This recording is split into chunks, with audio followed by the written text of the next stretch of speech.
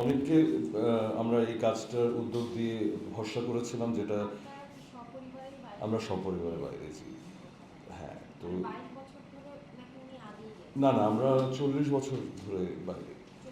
হ্যাঁ, আমি এর আগে এসেছিলাম, আমার এর আগে 22 বছর আগে এসেছিলাম, এবার আসলাম শুধুমাত্র এই কাজটা নিয়ে।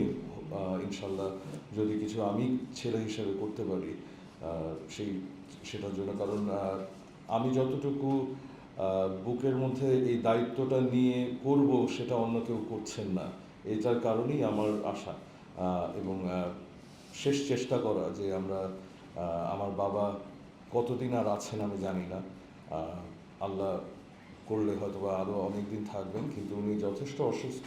আপনারা দেখতে পাচ্ছেন, ওনার কণ্ঠস্বর শুনে বুঝতে পারছেন যে ওনার শারীরিক অবস্থা উনি ভালো নাই। তো চেষ্টা করছি যে যেভাবে হোক সেটা সমগ্র দেশবাসীর কাছে পৌঁছে যাক, মাননীয় প্রধানমন্ত্রীর কাছে পৌঁছে যাক এবং সরকারের কাছে পৌঁছে যাক, যাতে আমরা এটা নিয়ে আগাতে পারি সামনে। আমরা চেষ্টাটা বহু বছর ধরেই করছি। হয়েছে কি, আমরা আসলে সমস্যাটা হচ্ছে সুদীর্ঘ প্রবাসে থাকার কারণে, সুদীর্ঘ সময় ধরে, এবং আমাদের ইমিডিয়েট কোনো আত্মীয় স্বজন দেশে নাই। যাদেরকে আমরা দিয়েছিলাম এই কাজগুলো, তারা আমাদেরকে বিভিন্নভাবে বিভ্রান্ত করেছে, মিসগাইড করেছে।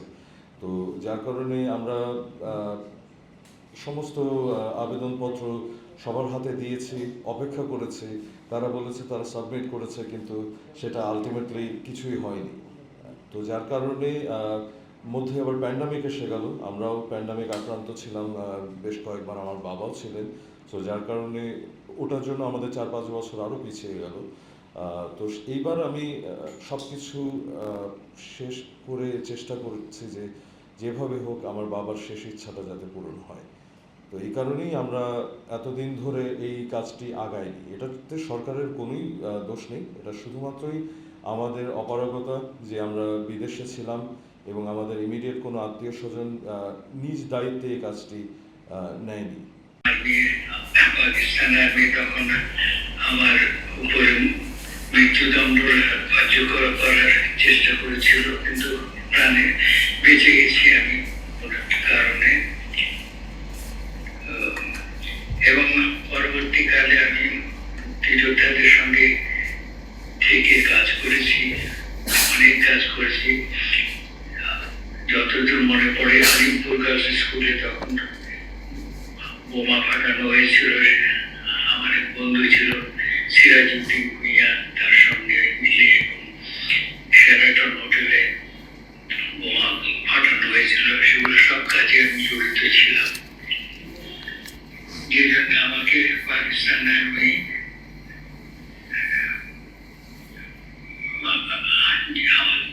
মেরে ফেলার জন্য নিয়ে যেতে চেয়েছিল ক্যান্টনমেন্টে, কিন্তু তখনকার পরিচালক ছিলেন জিল্লুর রহমান সাহেব। তিনি বললেন যে না, খুব ভালো কর্মচারী আমার, আপনারা কিছু করবেন না, আমি ব্যবস্থা নেব আর কি। যেমনই আমাকে চিটং রেডিওতে বদলি করে দিয়েছিলেন,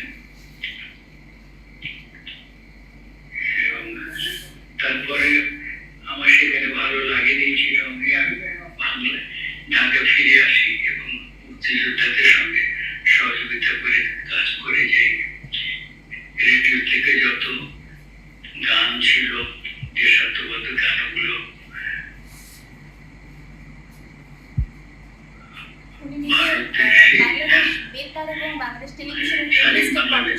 পাঠাই, এগুলো অনেকগুলো কাজ করেছি।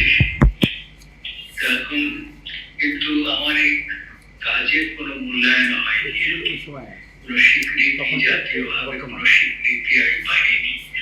সেই জন্য আমি সাংবাদিক বৃন্দ, ভাই বোন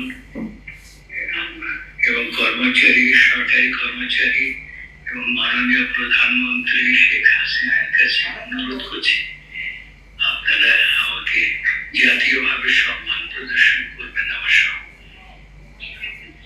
স্বীকৃতি প্রদান করবেন, এবং আমার যে কাজের স্বীকৃতি সেটা যেন আমি পাই, মুক্তিযোদ্ধা হিসাবেও স্বীকৃতি যেন পাই, এটাই আমি আপনাদের কাছে অনুরোধ করছি। করেছি। এখন আমি প্রায় 80 বছরের কাছাকাছি এসে গেছি। জীবনের শেষ সময় চাই আপনারা আমার জন্য কিছু করুন, আমার অবদানের স্বীকৃতি যেন আমি পাই। আপনাদের সবাইকে আবারও সালাম জানাচ্ছি। আপনাদের কোনো প্রশ্ন থাকলে আপনারা করতে পারেন। জি, আসসালামু আলাইকুম। আমরা যতদূর জানি যে বঙ্গবন্ধু 7ই মার্চের ভাষণটা সৈয়দ মঞ্জুরুল আহসান রেকর্ড করেছিলেন, এটাই আসলে রেকর্ডেড এখন পর্যন্ত। তো আমরা আসলে এই বিষয়টা আপনার কাছে ক্লিয়ার হতে যাচ্ছি না। অত দূর থেকে মনে সাউন্ডটা আসবে না, আপনি একটু কষ্ট করে সামনে আসুন। শোনা যায়নি। আচ্ছা, উনি বলছেন যে 7ই মার্চের ভাষণ ওনাদের কাছে আছে সৈয়দ মঞ্জুরুল আহসান রেকর্ড করেছেন। মঞ্জুরুল আহসান মঞ্জুরুল আহসান রেকর্ড করেছেন। এইটা সম্পর্কে তুমি কিছু বলো। কি বুঝলাম না আমি। 7ই মার্চের ভাষণ আমরা যতদূর জানি যে রেকর্ডিং হিসেবে হচ্ছে সৈয়দ মঞ্জুরুল আহসান, উনি 7ই মার্চের ভাষণটা রেকর্ড করেছিলেন। 7ই মার্চের ভাষণের সময় আমাদের রেডিও তখন পরিচালক ছিলেন আশরাফুজ্জামান খান।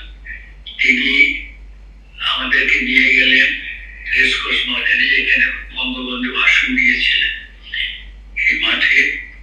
সেখানে আমি স্টেজে ছিলাম।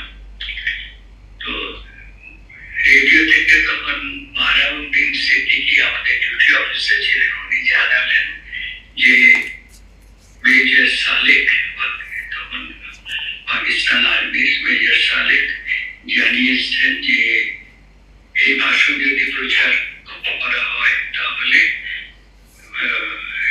বোমা মেরে মানে পুরো রেডিও স্টেশন উড়িয়ে দেওয়া হবে, এই ভাষণ প্রচার করা যাবে না। তখন বঙ্গবন্ধু ভাষণ শুরু করে দিয়েছেন আর কি, কিন্তু প্রচার করা হলো না। তখন আমার কাছে একটা টেপ রেকর্ডার ছিল, পুয়া টেপ রেকর্ডার, আমি নিয়ে গেছিলাম। সেই টেপ রেকর্ডারে আমি মানে আর্মিদের নিষেধ করা সত্ত্বেও উপেক্ষা করে আমি রেকর্ড করলাম, পুরো ভাষণটা রেকর্ড করে নিলাম ছবি ছবি। তারপর সেই ভাষণটি তারপরের দিন প্রচার হলো এবং জাতি সেটা শুনতে পেল সবাই। আর কিছু জানার আছে? আচ্ছা, আমি আমি ক্লিয়ার হতে পারলাম না। আমরা যতদূর জানি যে এই ভাষণটি তৎকালীন সরকারের যে পরিচালক বা অভিনেতা ছিলেন আবুল খায়ের, উনার নির্দেশনায় যারা যারা রেকর্ড করেছিলেন তার মধ্যে হচ্ছে মইনুল আহসানের নামটা আমরা রেকর্ডেড, বাট আপনার নামটা রেকর্ডেড না। স্যার এই বিষয়টা আমি একটু ক্লিয়ার হতে যাচ্ছিলাম যে আমি কি বলে দেবো? হ্যাঁ, আপনি বলতে পারেন ওনার পক্ষে যেভাবে এফডিসি তরফ থেকে জনাব আবুল খায়ের উনি আমি বলে দিচ্ছি, হ্যাঁ আমি একটু বলে দিচ্ছি, ঠিক আছে। এফডিসি তরফ থেকে জনাব আবুল খায়ের উনি ভিডিও গ্রহণ করেন বঙ্গবন্ধু শেখ মুজিবুর রহমানের এই ঐতিহাসিক ভাষণটাকে, যেটি পাকিস্তানি সেনাবাহিনীর নিষেধাজ্ঞা ছিল এটা প্রচার করবার জন্য।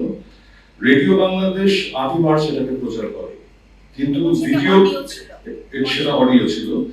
আর ভিডিও যেটা সেটা প্রচার হয় স্বাধীনতার পরে। আমরা 8ই মার্চ পুরো বাংলাদেশের লোকজন যেটা শুনতে পাই সেটা আমার বাবার ধারণা। মানে আপনি বলতে চাচ্ছেন যে উনি অডিওটা রেকর্ড করেছেন, যেটা আমরা সবাই শুনি, কারণ সে সময় তো এমনি টিভি সবার ঘরে ঘরে ছিল না। স্বাধীন হওয়ার পরে প্রচার হয়েছে আর কি। কিন্তু আমি যেটা করেছিলাম সেই ভাষণটাই 8ই মার্চ সকালে রেডিও থেকে প্রচার করা হয়েছিল এবং সেটাই সেই ভাষণই সব সময় সব জায়গা থেকে প্রচার যেটা হয়ে থাকে সেটা সেই ভাষণ, আমার রেকর্ড করা ভাষণটাই ছিল। এবং যেটার জন্য আমাকে পাকিস্তান আর্মি তখন আমাকে ক্যান্টনমেন্টে নিয়ে যাওয়ার চেষ্টা করেছিলেন, মেরে ফেলার চেষ্টা করেছিলেন।